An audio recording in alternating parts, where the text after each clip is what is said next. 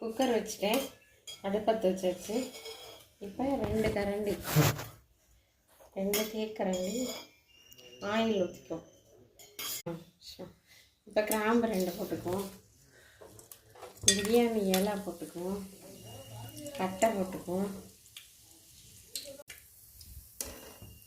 மல்லாரியும் 2 பச்சை மிளகாய் அரைச்சது, வெங்காயம் 1 பொன்னிறம் ஆயிடுச்சு.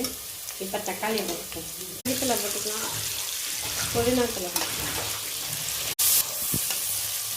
அரைச்சி வச்சதை போட்டுக்கலாம்.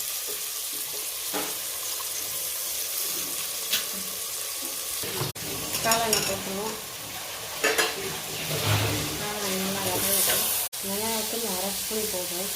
ஏற்கனவே காரம் நம்ம ரொம்ப போட்டிருக்கோம்.